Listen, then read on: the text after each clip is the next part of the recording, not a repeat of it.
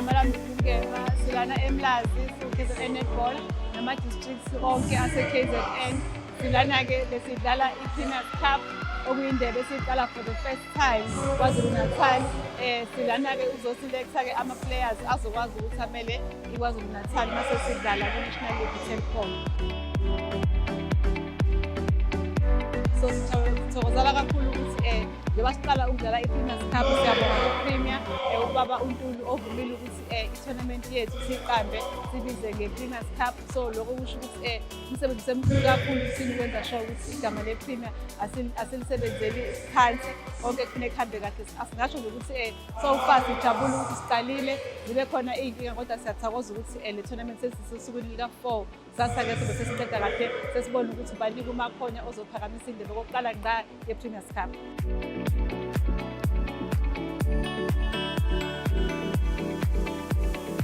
Sanibonani, ugama lami uGugulethu wakwaMabaso, ngi-head coach we-Ocean Nectars yaseThekwini Municipality or Thekwini District. Siqale nje saya nama-selections si-selected from different clubs.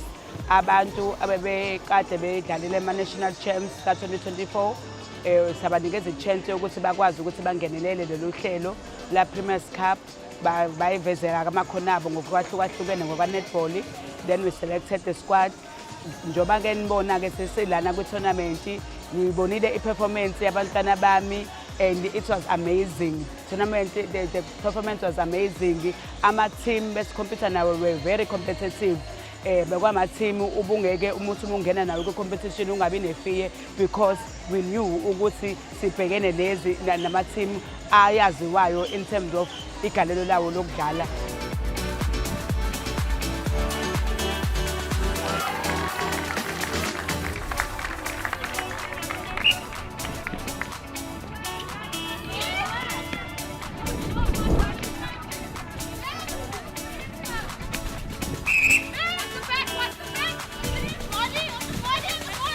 Good morning, I'm Akhti Duplessis.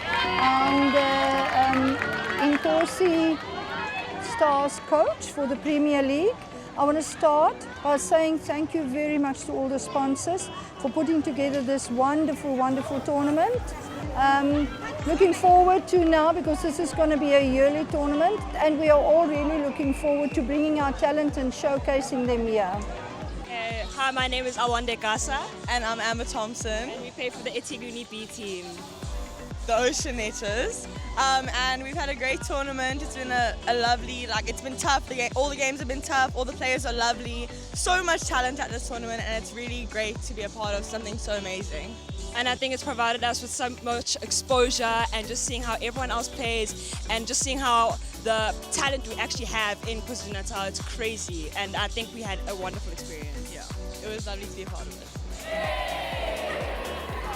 Yeah, I want to just say to the girls, you make me proud, you make our district really proud, because you kept your pose right until you end. You worked together, you did what we put together in gameplay, and it all paid off.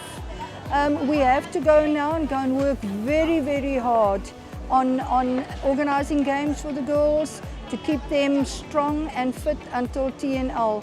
This was the stepping stone towards TNL. Now the hard work is only starting now. Umnyango wezemidlalo ezobuciko namasiko KwaZulu-Natal sifisa ukuthi sibonge kakhulu sibonge kubona bonke ababambe iqhaza kodwa ke kakhulukazi kwi-KZN Netball Association ngokuthi i-KZN Netball Premiers Cup isifike emaphethelweni namhlanje la ngesonto eMlazi eVictoria Mxenge Hall. Umncintiswano ke uhambe kahle kakhulu. Umncintiswano bowusezingeni eliphezulu kakhulu. Abadlali bonke wonke ama-district bebesezingeni eliphezulu beyimisele. Siyabonga kubona bonke abadlali, sibonga kubona wonke ama-teams, sibonga kubona bonke omanager nabo bonke abenze lo msebenzi waba impumelelo. Singakhohlwa ukubonga nama-sponsors ethu. Manje-ke sesine-squad sethu-ke sabadlali abawu-32 abazoba ama-teams amabili beyomela iKwaZulu-Natal kuma-national tournaments in April, nango-May, nango-June.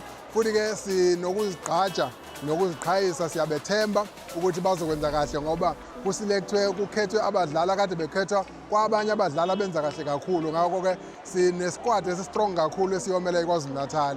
Kodwa-ke njengesifundazwe siyethemba ukuthi uma sekukhethwa izifundazwe ezizoba ama-host ekuyizona le mncintiswano ezobanjelwa kuzona njengoba izohamba iy'gaba ey'ntathu, sikholwa ukuthi esinye isigaba kufanele size KwaZulu-Natal.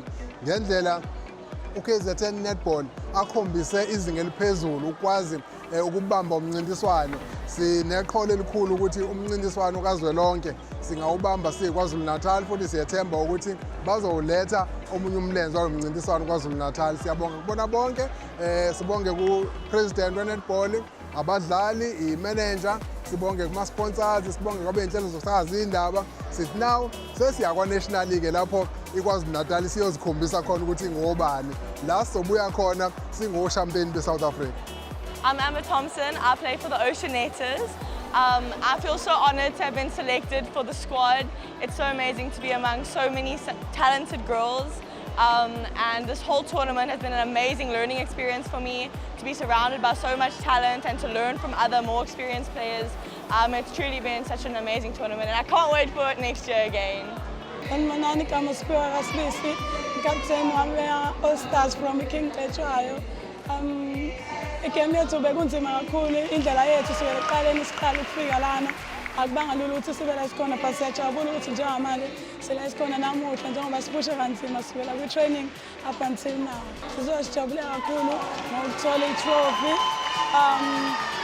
Ngingasho ukuthi into vele besiyifuna besiyilindele nekuyiyona esivele lana. Siyajabula kakhulu, we are over excited.